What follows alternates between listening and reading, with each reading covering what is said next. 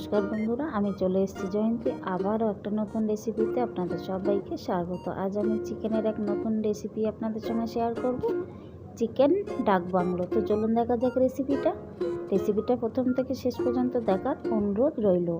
এই রেসিপির জন্য আমি এখানে 1 কিলো চিকেন ভালো করে ধুয়ে পরিষ্কার করে নিয়েছি। এবার আমি দিয়ে দিচ্ছি ম্যারিনেট করার জন্য 1 চামচ আদা বাটা, 1 চামচে রসুন বাটা, 1 চামচে হলুদ গুঁড়ো, 1 চামচে কাশ্মীরি লঙ্কার গুঁড়ো, আর দিয়ে দিচ্ছি 100 গ্রাম মতো টক দই ভালো করে ফেটিয়ে নিয়ে দিয়ে দিয়েছি। আর 1 চামচে দিয়ে দেবো ধনের গুঁড়ো, 1 চামচে জিরের গুঁড়ো, আর দিয়ে দিচ্ছি কিছুটা কাঁচা সর্ষের তেল। এই সমস্ত কিছু মশলা দিয়ে আমি চিকেনটাকে খুব ভালোভাবে হাত দিয়ে মেখে নেব, যাতে মশলাগুলো চিকেনের মধ্যে খুব ভালোভাবে ঢোকে। এই জন্য আমি একটু টাইম দিয়ে চিকেনগুলোকে খুব ভালোভাবে মেখে 30 মিনিটের জন্য ঢেকে রেখে দেবো ম্যারিনেট করার জন্য। আর এদিকে আমি নিয়েছি 4টে ডিম, খুব ভালো করে সিদ্ধ করে খোসা ছাড়িয়ে নিয়েছি। আর নিয়েছি 6টা মতো ছোটো সাইজের আলু নিয়েছি। আর এদিকে আমি গ্যাসের উনুনে আগেই বসিয়ে দিয়েছিলাম একটা কড়াইটাকে হাই হিটে গরম করে নিয়ে ওই শুকনো কড়াইয়ের মধ্যে আমি দিয়ে দিচ্ছি 1 চামচে গোটা ধনে, 1 চামচে গোটা জিরে, 1/2 চামচে গোলমরিচ গোটা, আর দিয়ে দিচ্ছি গোটা গরম মশলা আর জায়ফল জয়ত্রী দিয়ে একদম লো ফ্লেমে আমি এটাকে একটু টাইম দিয়ে ভাজা করে নেব। মশলা থেকে যখন ভাজা একটা গন্ধ বেরোবে তখন আমি মশলাটাকে একটা পাত্রে ঢেলে নিচ্ছি। আর মশলাটাকে আমি বেটে রেখে দেবো গুঁড়ো করে। এবার আমি ওই কড়াইয়ের মধ্যে দিয়ে দিয়েছি পরিমাণ মতো সর্ষের তেল, আর দিয়ে দিলাম এখানে আমি সামান্য একটু লবণ আর সামান্য একটু হলুদের গুঁড়ো দিয়ে আলুগুলোকে আমি মিডিয়াম ফ্লেমে ভেজে তুলে নেব। একটু লাল লাল করে ভেজে আমি তুলে নিচ্ছি। এই রেসিপিটা কিন্তু খুবই ইজি, খেতে কিন্তু অসাধারণ হয়। অবশ্যই বাড়িতে ট্রাই করবেন, অনেক বেশি ভালো লাগবে। এবার ওই তেলের মধ্যেই আমি দিয়ে দিচ্ছি 3টে মিডিয়াম সাইজের পেঁয়াজ কুচি। পেঁয়াজগুলোকে আমি আমার পছন্দ মতো এরকমভাবে কেটে নিয়েছি, আপনারা আপনাদের পছন্দ মতো কেটে নিতে পারেন পেঁয়াজগুলো। এবার আমি পেঁয়াজগুলোকে একটু টাইম দিয়ে মিডিয়াম ফ্লেমে লাল লাল করে ভেজে নেব। আর এখানে আমি দিয়ে দিলাম আর একটু সর্ষের তেল।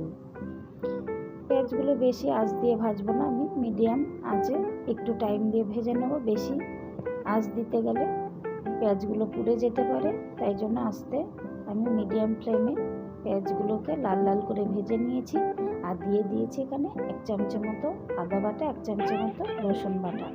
রসুন আর আদা দেওয়ার পর পেঁয়াজের সঙ্গে আদা রসুনটাকে আমি 1 মিনিট মতন একটু ভেজে নেব, যাতে কাঁচা গন্ধটা না থাকে। আর এখানে আমি দিয়ে দিয়েছি আগে থেকে তেলে ভেজে রাখা 2টো শুকনো লঙ্কা।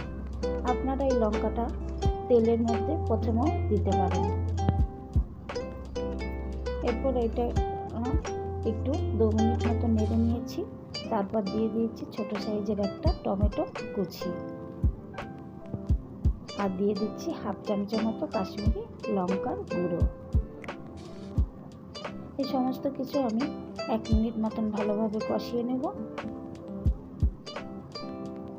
এই রেসিপিটা বন্ধুরা বিরিয়ানি, ফ্রাইড রাইস, পোলাওর সঙ্গে খুব ভালো খাবেন আপনারা। ভাতের সঙ্গেও খেতে পারেন, অসাধারণ লাগবে। রুটি, পরোটা সব কিছুর সঙ্গে এই রেসিপিটা খেতে পারেন। এবার আমি এখানটাতে দিয়ে দেবো ম্যারিনেট করে রাখা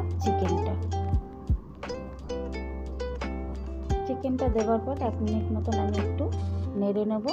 এবার আমি এখানে গ্যাসের আঁচটা হাই হিটে রেখে 3 মিনিট মতন ফুটিয়ে নেব চিকেনটাকে। আর দিয়ে দিচ্ছি এখানে আমি স্বাদ মতন লবণ। এবার আমি চিকেনটাকে ঢেকে দেব, ঢেকে 3 মিনিট মতো ফুটিয়ে নেব।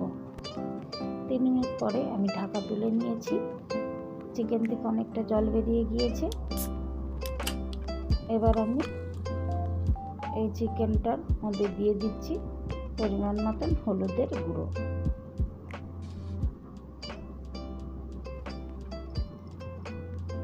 হলুদের গুঁড়ো দেওয়ার পর আমি 2 মিনিট মতন খুব ভালোভাবে ফুটিয়ে নিয়েছি। আবারও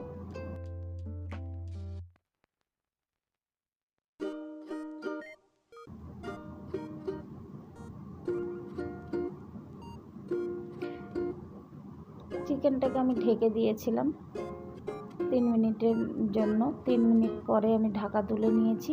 চিকেনটা অনেকটা কষে এসেছে। এবার আমি এখানটাতে দিয়ে দেবো আগে থেকে গুঁড়ো করে রাখা শুকনো কড়াইতে যেই মশলাটা আমি তেলে নিয়েছিলাম ওই মশলাটা দিয়ে দিলাম, আর দিয়ে দিলাম ভেজে রাখা আলুগুলো। এই মশলাটার জন্যই কিন্তু চিকেনটা দারুণ টেস্টফুল হবে, আর একটা অন্যরকম ফ্লেভার আসবে চিকেন থেকে। এবার আমি এটাকে ঢেকে ভালো করে 2 মিনিট মতন কষিয়ে নিয়েছি। চিকেন খুব ভালোভাবে কষে গিয়েছে এবং মশলা থেকে তেল ছেড়ে দিয়েছে। এবার আমি এখানটাতে অ্যাড করে দেব পরিমাণ মতন জল।